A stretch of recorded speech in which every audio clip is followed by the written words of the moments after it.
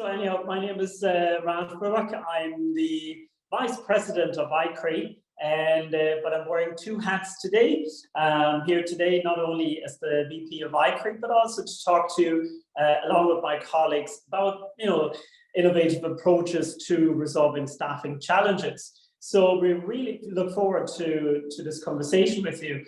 And I suppose just before I hand over to Stefan and John to introduce themselves, is really just to give you the format for today. We really don't want to just, talk at you. We're just gonna present you a few slides, few, snippets, a few pieces of information, a little bit of data, and then hopefully we can have a conversation between you and ourselves, and hopefully we'll get as much out of it as we possibly can. Okay, so I'll hand over to Stefan, my partner in crime, first. Thanks, Ralf, and thank you everyone for joining this webinar. Pleasure to be here today. My name is Stefan. I'm a lecturer in management at Cork University Business School in Ireland, UCC. So we're sitting in the southwest in the country. I'm a PhD, former PhD student of Ralph's. That's how I know Ralf. So we've been working on projects over the years. My research focuses on talent management, staffing, global work, and I'm delighted to be here today. John? Yeah, good to see everybody. I see a lot of familiar faces. I'm John Lord, the Director of Strategic Partnerships and Innovation for HOSCO, the Hospitality Network. We're like a LinkedIn for hospitality if you don't know who we are. And today I'll be really helping contribute to Ralf and Stefan's presentation regarding some data we collected on the sentiment of job seekers, what they're looking for in the industry, and also on employers, what their priorities are and how they were affected during a pandemic. So happy to be here with everybody. Cool, great. So folks, before we kick off, obviously, you can pop in questions into the chat, and we endeavor to answer them also through the chat. But equally so, feel free to unmute yourselves, ask questions, because really we're trying to have a good conversation with you, and we'll hope to learn from you as much as we're trying to present our own information. So because all of us, we all have our own experiences and our own articles we read and all the rest of it. So we look forward to this. So Stefan, I don't know if you want to upload the presentation and we can get going. So again, you're all very welcome while Stefan is doing this. It's great to see lots of familiar and perhaps less familiar faces, but anyhow, you're all very, very welcome.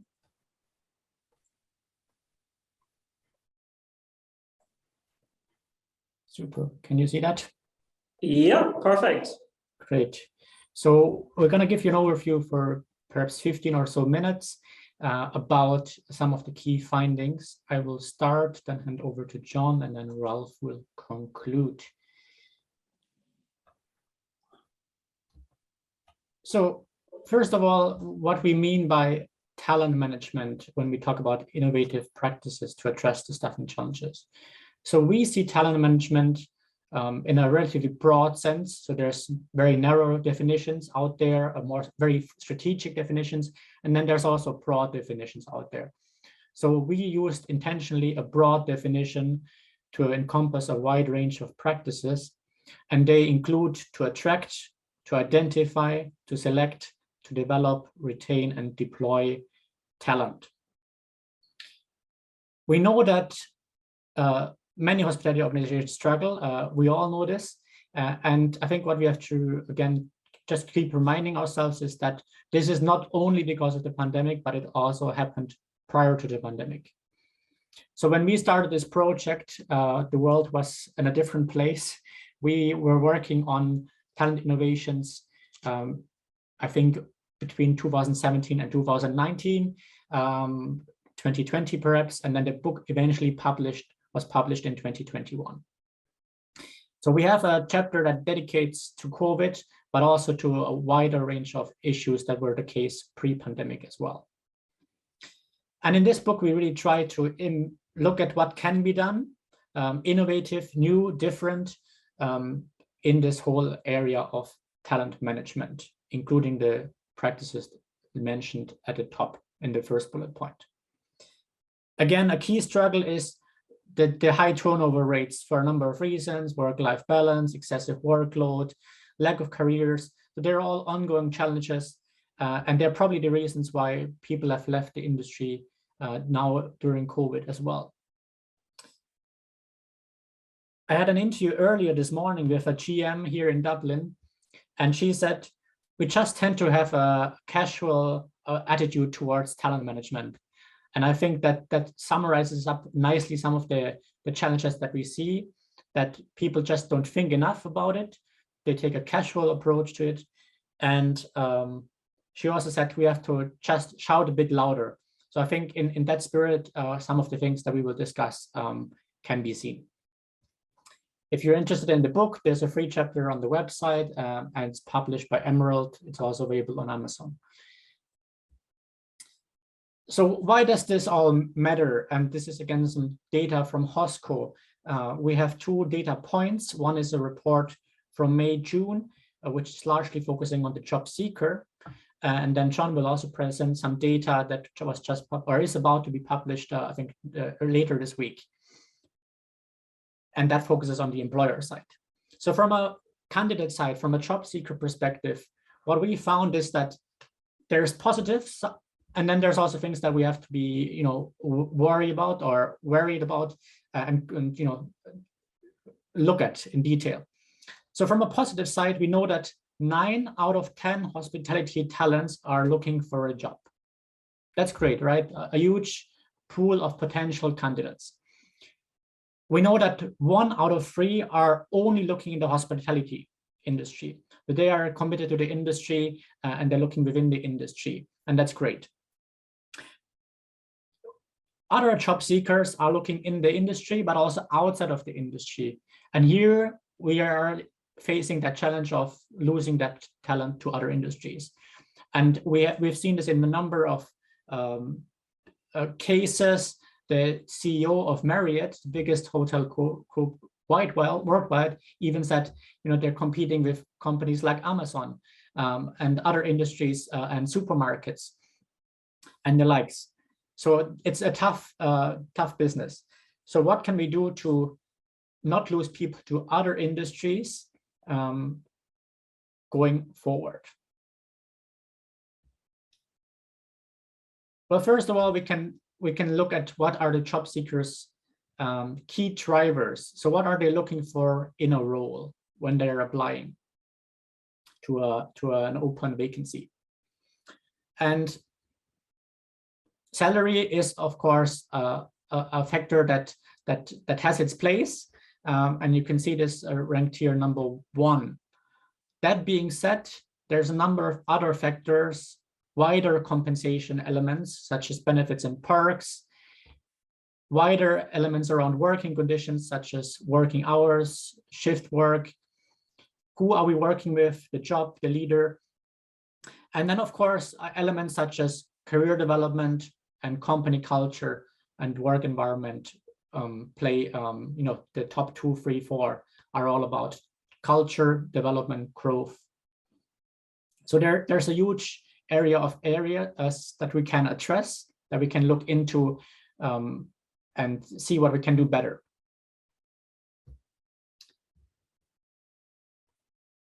John? Yeah, sure. Let me do one thing. I'm also going to show you a bit more of a perspective on the data that Stefan mentioned, because I want you to understand who we're talking to, because obviously not everyone is affected in the same way, whether you're a student or a long-time professional in the industry. So I'm just going to also share my screen here. Just a moment. Okay. So this is coming from this original report, which the gentlemen are mentioning, and it's called Talent Trends in the Hospitality Industry. It was published back in June of 2021. So admittedly, this is a little bit out of date compared to where we are right now. But the sentiment, I think, is somewhat the same from the job seeker's perspective. So who we interviewed was, 1,317 hospitality talents that are on HOSCO. So the sample size is around 1,300 plus. They are majority seniors with 35% experience in the hospitality industry. 13% are then students, 17% mid-level, 18% managers, etc. And as we are essentially a European company which has some presence in the United States and Middle East, the majority of them were European talents coming from France, Italy, Spain, UAE, Switzerland, and UK. And as you see, 43% of those interviewed were unemployed. So we need to consider the emotional impact that might have taken place in responding to the survey, especially mentioning things such as salary as being a key indicator. But I think this is relevant to the whole audience here. You're all educators in hospitality programs or schools. The majority of you are in Europe. So I think the data is valid. This doesn't need to be shared that much, but it just shows you that the workforce we were talking to, most were in fact unemployed. But you can see it varies by level of talent we contacted, managers down to students, etc. So Stefan shared this slide here. One more kind of interesting point is that in this report, we found that 6% said, we're done with the industry, we're not coming back. 18%, they're unsure about working again in hospitality, but actually 76% are sure about their willingness to work in hospitality, which I found very interesting. It really shows you the stickiness and the attractiveness of the industry to these talents. Essentially, if it's done well, they want to stay. But when it comes to what the industry is doing to attract them, that's really the question right now. So if I jump to that topic, I'm referring now to a second report, which, as Stefan and Ralf mentioned, is not yet published, but it will be this week. So I'll make sure that Ray sends a link to all of you to download it for free. It's called the Hospitality Pulse, and it is from a different perspective, which is from the employers. We interviewed over 150 employers who are part of HOSCO, and we designed this report really to be a guide for other employers to benchmark best practices. So the overall questions we asked in that, of course, is number one, to what extent is COVID-19 affecting your hiring plans for the winter season, so immediately?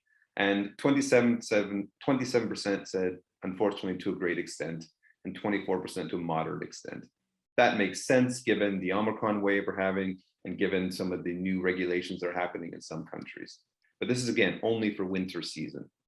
Then we asked, how concerned are you about new COVID variants and the potential effect on the hospitality industry in 2022? So keyword being new.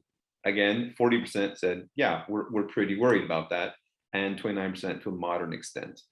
But that is, of course, assuming that there will be new variants, and of course that they'll be bad or worse than what we've currently had.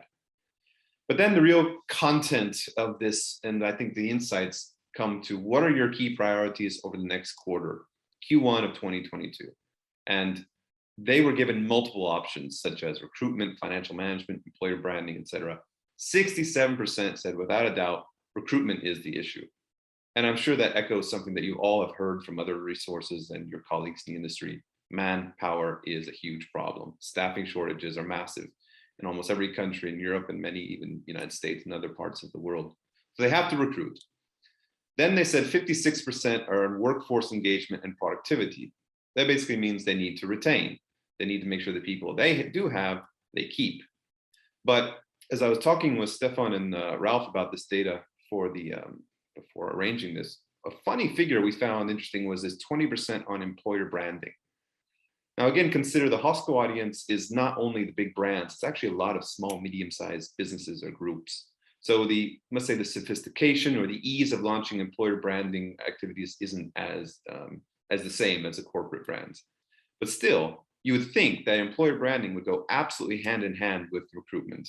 And I think that's a message that academics can share when they have contacts with the industry is, don't just tell me you need kids, give me resources to tell them who you are and what you offer, After that, you see financial management was important, workforce health and safety, upskilling and reskilling, pretty popular topic right now, and improving health benefits, focusing on health. Another little piece I found quite fascinating is, are you planning to hire interns? Only 67% said yes. And once again, remember, we're not just talking about big brands, we're talking about small, medium-sized companies. So I think a lot can be done on the academic side to further influence employers who, again, are complaining about staffing shortages to take interns. ready to go, well-trained, high-quality talents from all the schools who are listening right now. And when do you plan to hire, expect to hire again in terms of full-time, part-time, seasonal employees? So 47% said, we're already doing it. We're ready to go. And then 11% said Q1, 18% Q2, 13% Q3, and 7% Q1 of 2023. I think that's a really important message to share with students, because I've been contacting a lot of our partner schools with HOSCO, and unfortunately, a lot are saying we're having big recruitment issues. And it seems to be this inverse relationship between what the industry wants, but what the parents think is awaiting their sons and daughters. But the reality is now is the best time ever to study hospitality management. You're pretty much guaranteed a job when you're done, and you can essentially write your own ticket, meaning dictate the conditions you want to have from the employer. And I really think we need to do more to get that message out that it is perfect timing to enter the industry and to study hospitality. Finally, sorry. There we go. When do you expect to reach a normal headcount? Meaning, when are we getting back to pre-COVID operation team headcount? And Q3 2022 is the highest number at 27%. So we're certainly not there yet. We think employers are sort of waiting a little bit to see if Omicron really does create this sort of herd immunity that some experts have talked about, and if there are no future variants. But if there aren't, Q3 looks to be hopefully getting back to the new normal, but that will of course depend on all conditions. So like I said, this is a brand new report. It'll be available to download on HOSCO, and I'll send a link later on, but I do encourage you please to use this, share it with your academic colleagues, your students, and let's just keep giving the positive message that the recovery is happening. Thank you.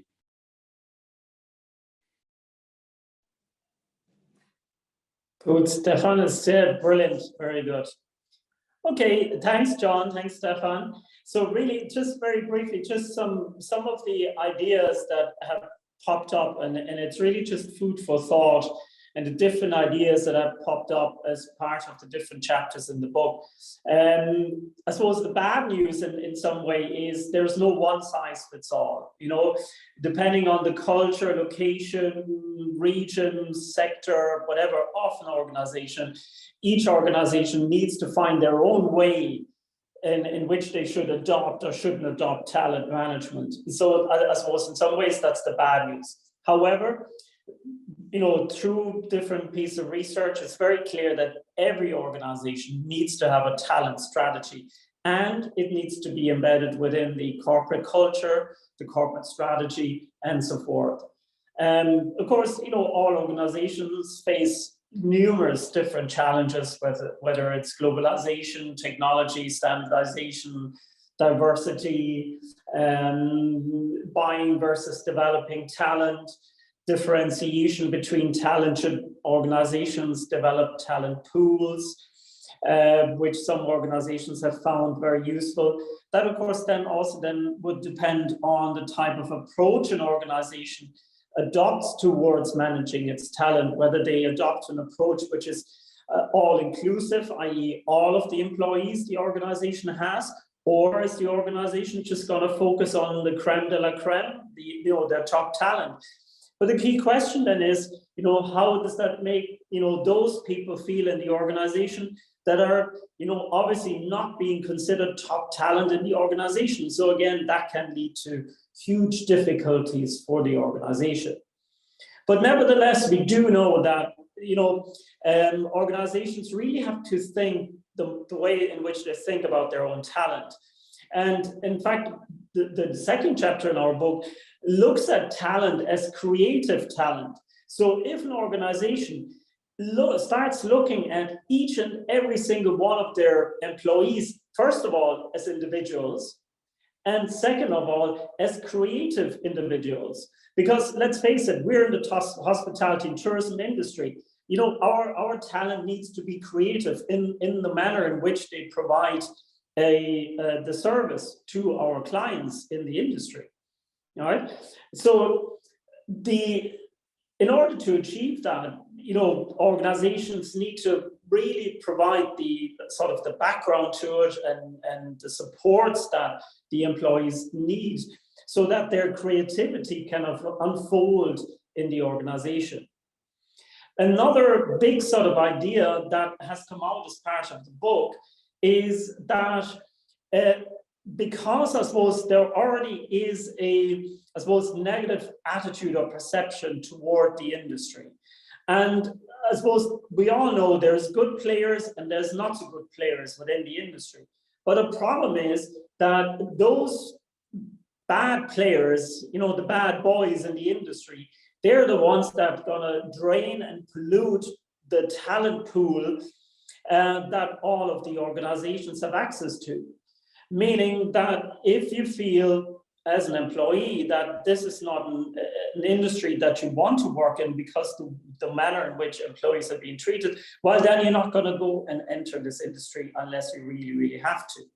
Okay, so also what has come out of our research is that organizations really need to share their expertise and their knowledge and work together to create what's called common talent pools, to share their resources, because very often, as John said, a lot of the employers are small, medium-sized. You know, not all of the organizations belong to Hilton, Marriott, whatever, all the big companies, you know. So, and some of them don't have the resources or the expertise to do talent management properly. The other key issue that has come up time and time again as part of our research is employer branding. And, you know, we were, as John said, we were really, really shocked to see that employer branding rates so lowly on the priorities of employers, you know, because employer branding is really the be all and end all, because you don't become a good employer just because you spend a lot of money on marketing. You become a good employer by walking the walk, right? So you're gonna have to have, you know, the right pay levels, conditions, good training, empower your people, develop them, recruit, you know, use innovative recruitment practices, you know, have a high level of trust within the organization, provide work-life balance, and so forth, and so forth, and so forth. We have also found that organizations as a different approach should use mentoring strategies and initiatives, because certainly at this moment in time, as John said, a lot of employees have left the industry. So now what we're getting is we're getting a lot of new people that have never worked in the industry. They're now joining these big operations, but those new staff members are fairly overwhelmed. So organizations really need to put in place good mentoring initiatives to support their employees, thereby creating both social as well as human capital within the organization. All right. Now, as part of the book, one of the chapters focuses on HR, hospitality HR awards being carried out in Germany. And in fact, a lot is learned from these HR awards, because these innovative companies, they have all sorts of awards. They have like X Factor competitions.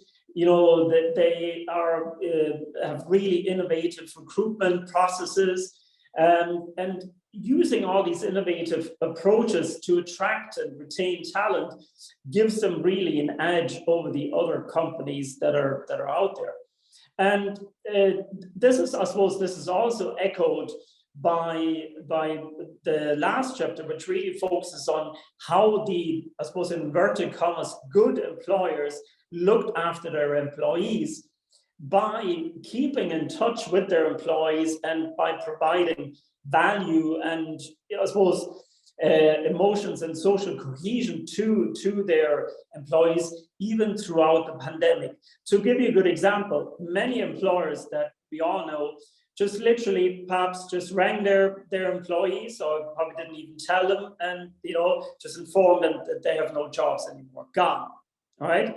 Whereas some employers, all throughout the pandemic, even though the employees were furloughed, you know, so they were on hold, but they rang their employees, they brought their employees in for training sessions, you know, they touched base with them to see how they were getting on, provided supports to their employees and all of that. Now, I leave it to you to guess which employees found it harder or easier to attract their employees back into the workplace when, you know, the restrictions were lifted. You know, it's a no-brainer, but like, look, loads of organizations just didn't do it, you know. So really what we need very clear career paths and provide opportunities for our employees to, you know, for emotional intelligence and support our employees, because we know their, you know, resilience throughout the pandemic was an absolutely huge issue. But ultimately, I suppose we all know that looking after the employee in good times and in bad times will pay dividends with regard to improved levels of customer service, better staff retention, and all of that. And like, really, the research has shown that a lot of this stuff doesn't really cost all that much. It's far more expensive to keep hiring new people, keep training these new people. And imagine, you know, all these poorly trained people, all of them will in some way, I suppose, cost you in the long run in terms of your customer retention as well, you know? So there's lots and lots of food for thought, and hopefully we're gonna have some conversations around this. So I see there's a couple of questions came as well, so let us have a look at those too. But if anybody wants to unmute themselves and make a comment and pop a question, please, colleagues, feel free to do so.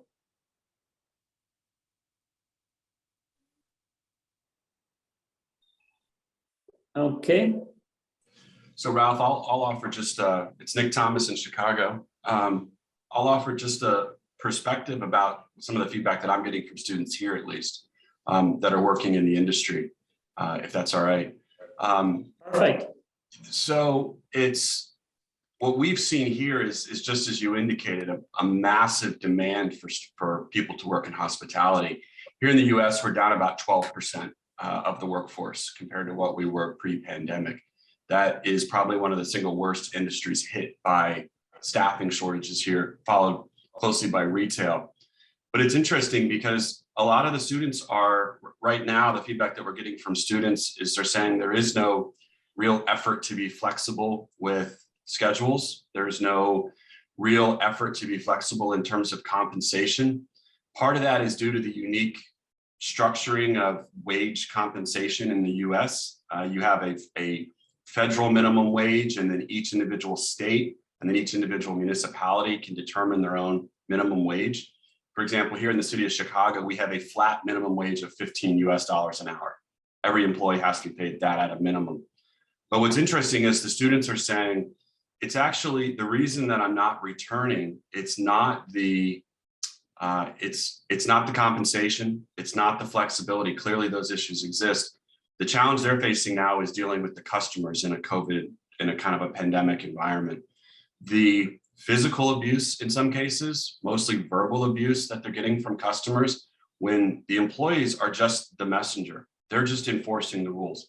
They're enforcing the mask rule. They're enforcing the rule that you have to be vaccinated to come in. And just the vitriol hate that they're getting from the customers is actually turning them away. So all these things that we've talked about the benefits of the industry really still exist. I think we could probably do a little bit better job talking about de-escalating customer issues and the impact that that has on the mental well-being of these employees. They're saying it's not worth it. $15 an hour is a lot of money, but it's not worth it to go in and get yelled at every single shift. Where once it was, maybe one customer a shift, 1 or 2 customers a week. Now it's 4, 5, 6 customers a week. And that is just sucking the life out of them in many cases.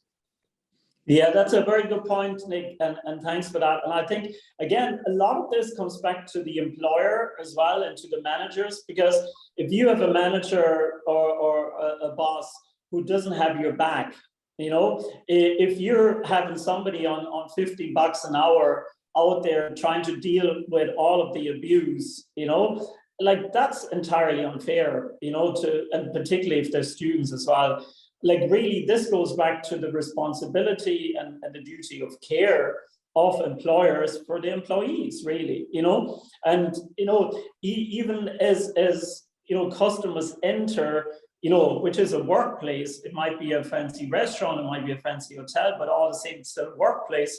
So the employer does have a duty of care. And so they need to ensure that they also inform the customer, why things are the way they are. We're doing this because of. And then look, ultimately,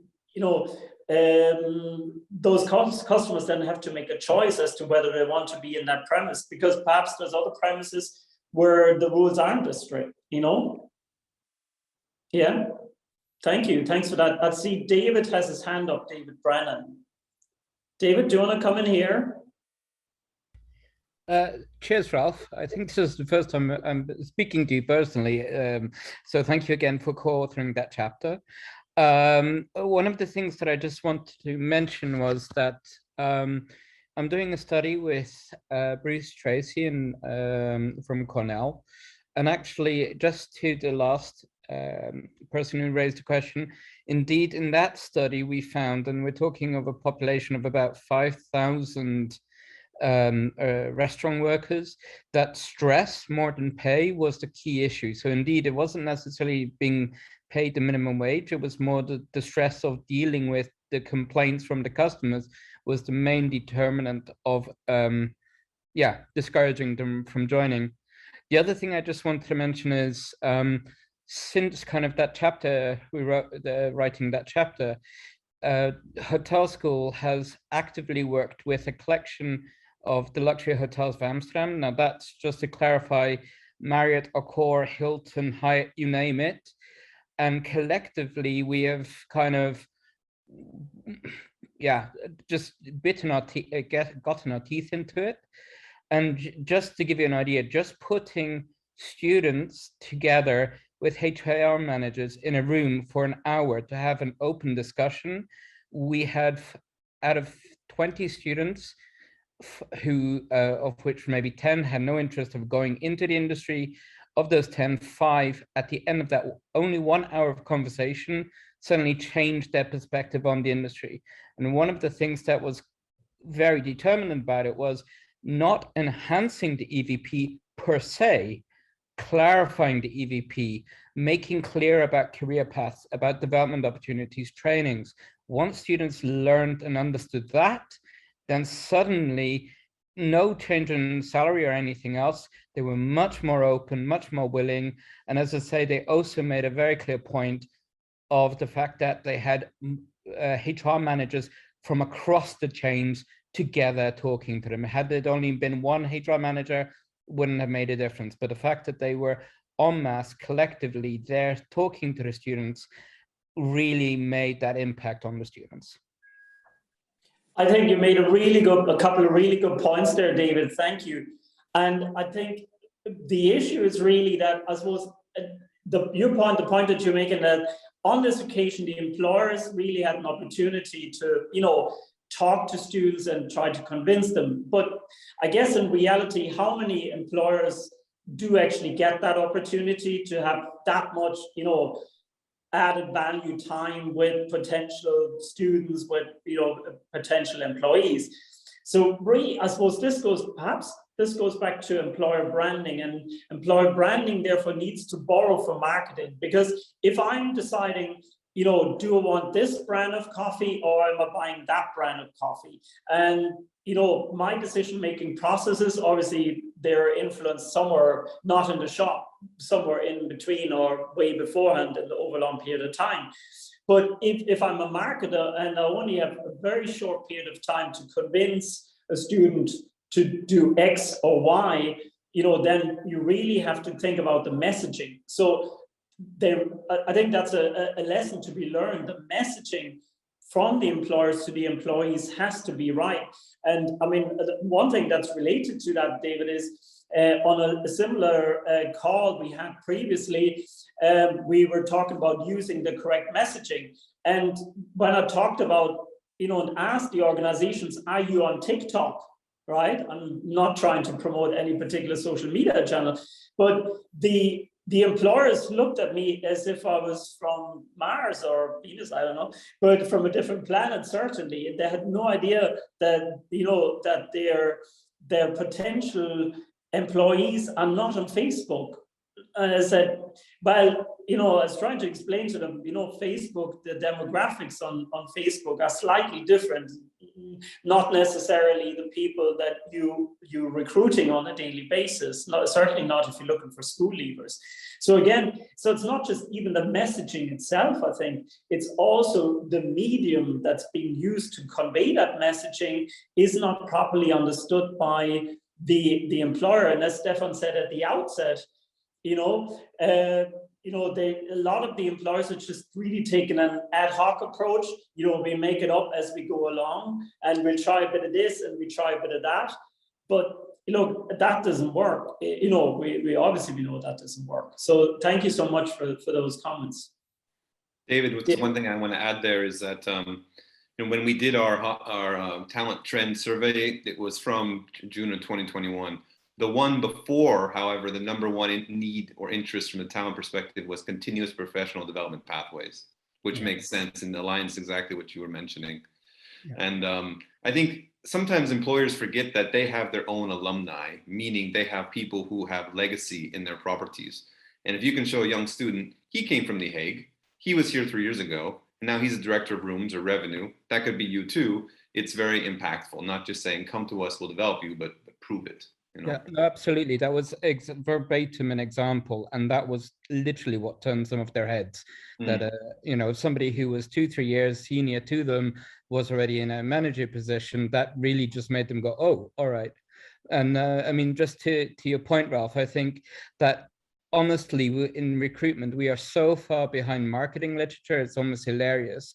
You know, if you think about jobs to do, you know, we never question why somebody is applying for a job in the hospitality industry. Is it for a short term to gain some experience over 2 years? Is it an internship? Is it a career? You know, we automatically assume that salary is the key determinant as to why somebody's working there.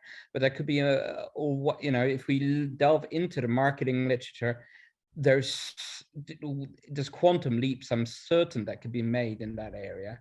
So yeah,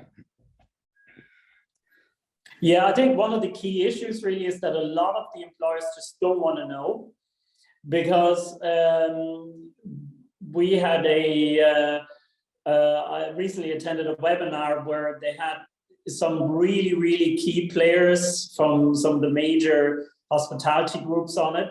And, you know, they made a key point in that, you know, we shouldn't be focusing too much on terms and conditions. You know, there's lots of other wonderful stuff that we can provide our employees with. And I know, for instance, the Conrad Hotel here in Dublin, they put in an employee gym. But really, I suppose you couldn't, you know, the saying, you couldn't swing a cat. Yeah, I mean, literally couldn't swing a cat. So it has, you know, enabled your employee gym, but there's nothing really you can do in it. So that's an example of playing lip service. And as you said, you know, employers really have to reflect and focus on terms and conditions, because like they have to get the basics right. You know, I mean, our students, and I'm sure it's the same with you guys, I mean, our students, they apply for so many internships, for so many jobs, they send off 100 CVs and applications, and maybe 4 or 5 write back to them. There might not even be a positive response, but 96 of them, they never hear back from. That's poor employer branding. I mean, if you might be a student today, but if you're a professional in a couple of years' time, are you going to write again to that same company knowing that you applied there before and they never even could bother writing back to you? You know, so really trying to start with the basics, but a lot of the organizations are not even doing that right, you know. Sorry, Ray, sorry, David, did you want to come in again? Yeah, no, sorry, last point. Just to make it as black and white as possible, have a look at websites of hotels, and I'm talking Hyatt, I'm talking Marriott, whatever. Count the number of photographs that you'll see which have a human being in them. Forget about anything else. Just how many actually demonstrate the industry as having humans in there is frighteningly low. And then the assertion is that they're pretty much all white. Maybe if you're lucky, there might be, you know, a male and a female, but that would be a bit extravagant. And then they wonder why nobody wants to work in this industry when their marketing is the most, yeah. So sorry, that'll be my last point. Very interesting. Good point, though. Very good point. Sorry, Ray, you were trying to come in here as well. No, I'm not rushing in. All I was thinking of was, so what can EuroCHRIE or International CHRIE do to help fix this situation? I know you can't fix it, but is there a role that we can play? Because now's the chance. You're going to be president soon. That's it. Well, certainly, I think one of the conversations we've been having as part of the strategic planning committee is that really, I think one of the roles for EuroCHRIE could and should be is to come up with some, I suppose, standards that organizations should really live up to in terms of, talent management. And of course, we need to be conscious, we can't put in, specific figures in terms of, $15 an hour, because, like Nick said, $15 might be the minimum wage in Chicago, but $15, for instance, somewhere perhaps in the south of Vietnam, that would be a lot of money. So I'm not saying those employees shouldn't get paid $15, but I'm just saying we need to look at individual countries, and I suppose the recommendations we make should be such that organizations anywhere in the world can adopt them. But really, I suppose you're absolutely right, but trying to focus on the basics and let organizations know what it could and should be doing in order to attract students, to attract employees. I think that's a very good role for EuroCHRIE and a place that should be in. I think there's something to say about being the voice of the hospitality educators to the industry, and just saying, look, we know that students are looking for this. And what we see from you is you're not giving this. Just an example, like David mentioned, pictures of people. So if there could be a simple guide to top 5 things you can do to motivate our graduates to take your jobs, I think that could be a powerful thing. And then at the same time, it's a total win-win for the schools of EuroCHRIE, because by showing the industry has more exciting opportunities, they can attract more students. So everybody wins. Do you think there's... Sophia, you want to come in? Yeah, I just have a question. I don't know if it's appropriate now. Do you think that we are over-reliant on a very young market? I mean, in Portugal, we are going down the route of an aging population. And so we over-reliant on young people. I'm 50, sorry, 25 plus 25. And I work as a waitress now and then at a friend's restaurant because I couldn't find work in academia, but we're not going to go there. But are we over-reliant on old models, traditional models? Come out of hospitality school, go into it. Hospitality schools are facing more and more demise. There aren't the young people, they're not coming in. And the industry, I'm sorry to say, still wants them fresh and cheap and young.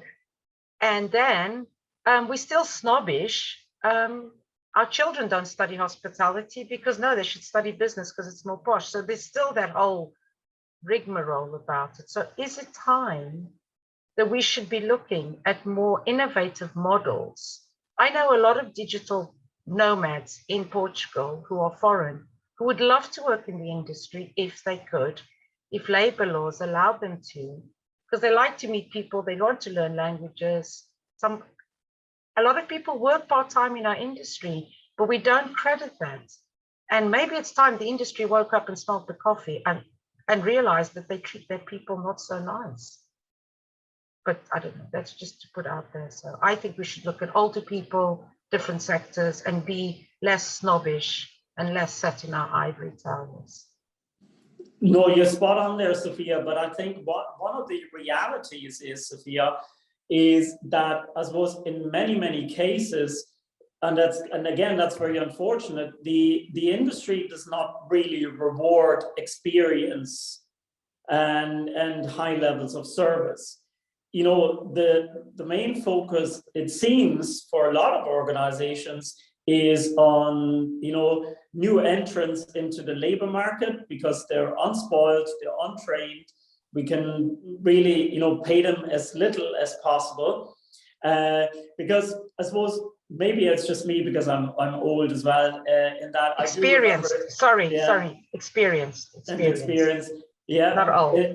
that the where you have waiters, you know, back in the day in Germany, or when I went on holidays to Italy, France, or Spain, you know, there'd be seasoned waiters and waitresses, who were you know, took great pride in what they were doing, and I'm sure they were able to make a living out of it.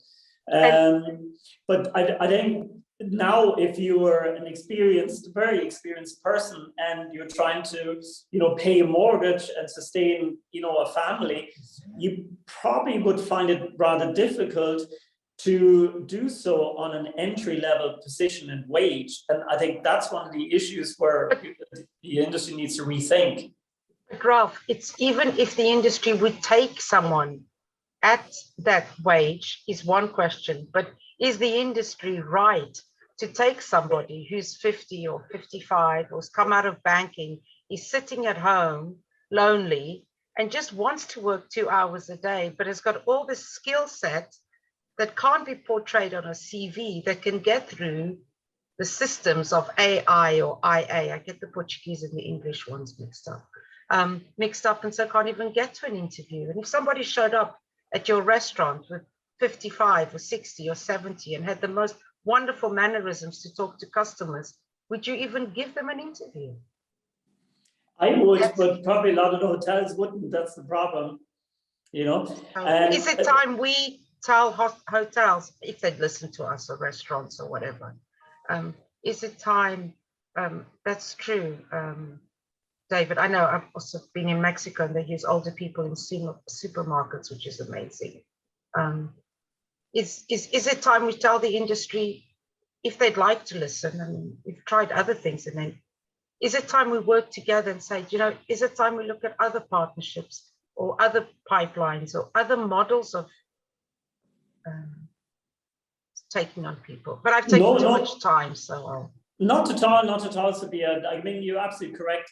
I think one of the issues that we're seeing as well is that even, you know, large tour companies and hotel companies don't necessarily want to take hospitality tourism graduates, because again, they even feel that those graduates even are already too spoiled or have a particular view on how to do things. So they want people with basically a blank canvas.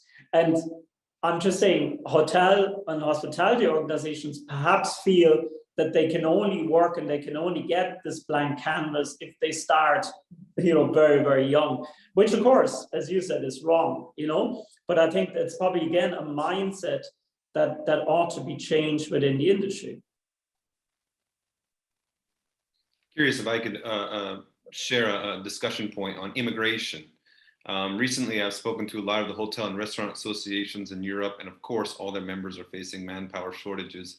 And topics that always came up were, you know, immigration and workers from abroad, whether it be from farther east in Europe, Ukraine, Georgia, etc., or even from Philippines, Malaysia, or whatnot.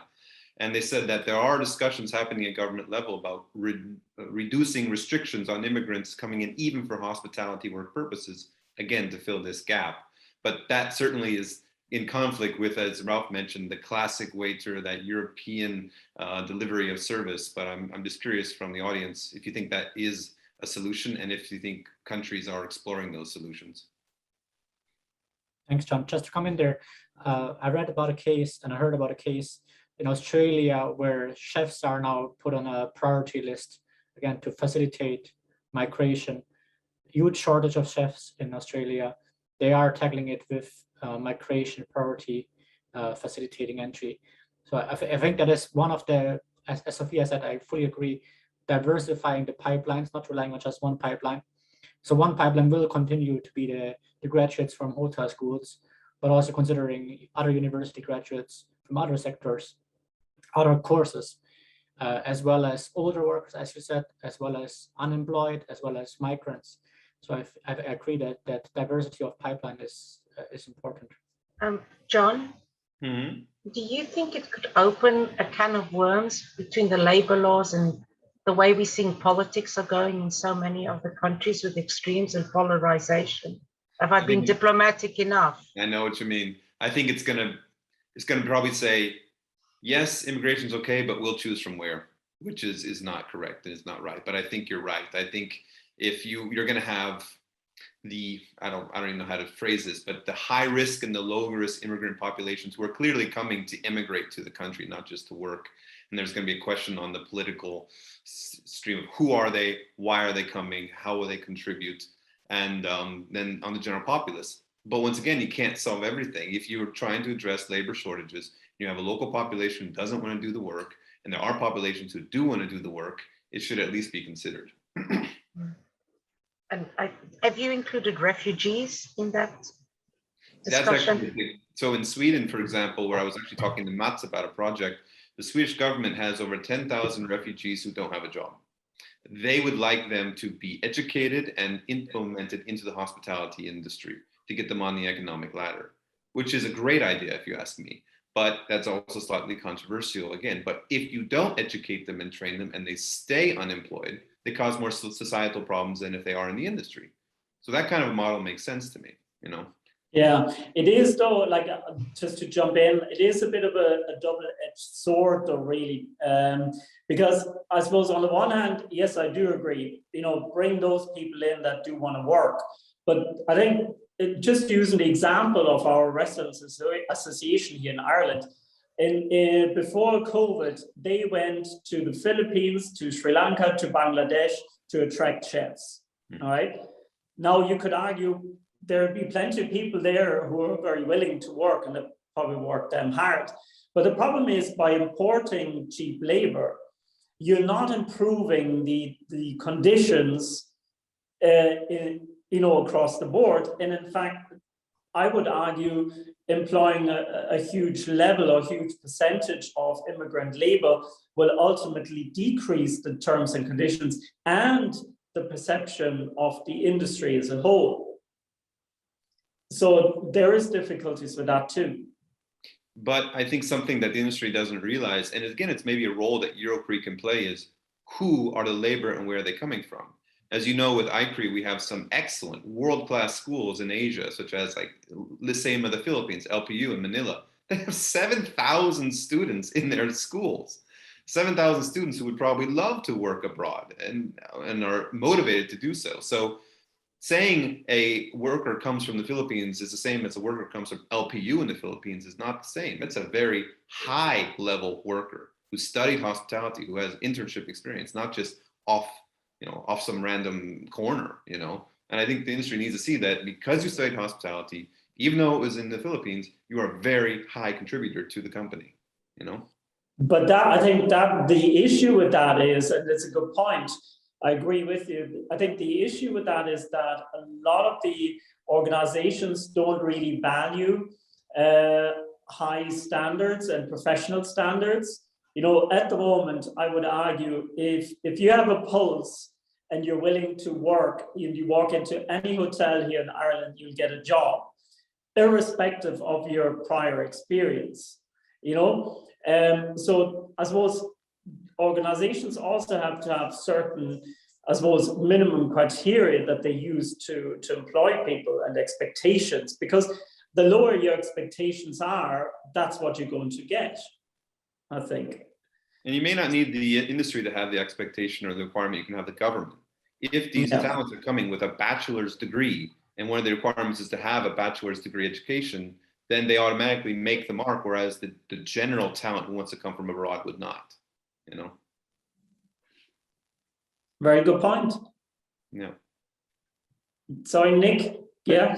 So I would, you know, to kind of piggyback on Sophia's point about changing the mindset of what we look for in this industry. I think it's not just changing the mindset of people who are the stakeholders in this industry that are making the hiring decisions, but I think it's also changing the mindset of people not associated with this industry about the importance of hospitality and tourism. I think people take this industry for granted in many situations, particularly during COVID. I mean, here in the US, the restaurant industry pivoted. And when we were on lockdown, the restaurant industry pivots to a takeout model, to-go model, takeaway model.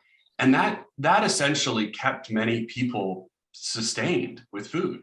But I think they just assume that there's always going to be people working in this industry. So to John's point about this kind of aversion and this difference in labor laws that we see, I think if the general public understood the significance that if the hospitality and tourism industry, restaurants, hotels, event venues, airlines, cruises, rail, bus, if all that began to shut down, it starts to have a tremendous ripple effect through all aspects of the economy. And I think sometimes they don't appreciate that. And I think that would also, can I talk? It's nearly 3 o'clock, I'll shut them. Go on, Sophia. No, you're Oh, right. sorry. I was just going to say, I think it's also at society in general, that joining the service industry to work as a young graduate. I remember the perceptions in the United Kingdom, what we used to have to argue with parents in schools, campaigns used to do at schools to say to go into hospitality college is not because you're stupid at school, but you don't achieve the grades that get you into law or into business. And I think society itself in the general rule needs to understand. But that comes back to image and so on. So it could go on forever. If I can also just add, I think one of the things I find interesting to this discussion is there's, I don't know where we are nowadays, but once upon a time there was an outcry to Nike using sweatshops. But the honest truth in some cases is that the hospitality industry is basically a sweatshop. I mean, if you think of the hours they work, the abuse they deal with, etc., and yet there seems to be very little or no equal outcry by patrons who refuse to go to whatever restaurant, but are more than happy, to find the lowest price restaurant, regardless of the employment condition, even though they may turn around and shout at Nike for using a sweatshop somewhere. And I'm not saying we should use sweatshops, but I just find that an irony that we place one social ethical mores on, production, manufacturing, but that social mores is absent in the hospitality industry. Yeah, David, that's another good point. Good points. Thank you. And you're right. I mean, and I suppose this is coming back to what we said at the beginning for, employer branding purposes and other purposes, organizations really need to get the basics right first. And, they also need to learn from other industries that do well as opposed to those that do badly. And but it is, like, for many organizations, it is going to be a long journey in terms of trying to develop this expertise. But I think one of the comments was here in the chat as to whether organizations will be able and willing to make that jump. But the problem is, I would argue that organizations do have to make that jump ultimately in order to be able to attract the type of talent that they wish to attract. They don't have a choice, but really, I suppose it remains to be seen whether they're going to do it or not. I would argue that now is the best time to leverage our knowledge of what the talents want and tell the industry, look, we're here to help if you're willing to listen, because they're hurting the hardest now. And I guess, to be fair as well, we do have some organizations who are doing a good job or a very good job in what they provide, right? And ultimately, we see in our research that those organizations find it easier than others in terms of attracting talent. And I think for a moment, like when we talk about talent management, we can take a strategic angle and talk about pipelines and talent pools and critical roles and all those things and very strategic views. We can also have a more operational view on, do we have the right processes, hiring processes, employer branding fits into that as well, I guess, training, development, and so forth. But ultimately, I think the foundational piece is where still a lot of organizations still fall short. And this is this piece around what kind of work environment do we provide? Do we have a culture of respect, trust, recognition, feedback? And organizations like the Great Place to Work, those organizations that are accredited or that are certified by institutions like the Great Place of Work, they do see a return of investment in that sense, in terms of attracting talent. So I think a lot of comes down to that foundational element of how we treat people, and then the operational and the strategic pieces on top of that. I have a lot more things that I wanted to say, but we are running out of time, so over to you, Ralf. We're gonna have to do a take two. Colleagues there, any final sort of burning question or questions before we take off? Because I'm conscious a lot of the colleagues have other commitments now at 3 o'clock. And now it just remains to really for me to say thank you to you all. Thank you to EuroCHRIE for hosting. Thank you all for attending and for your input. It was hugely valuable. And hopefully we can continue this conversation, preferably in person somewhere. That would be great. And if not, perhaps in another webinar in some place. Okay, so thank you all and enjoy. And the recording and presentation will be up on the EuroCHRIE website. And thanks Ray, and thanks Mats, who couldn't make it.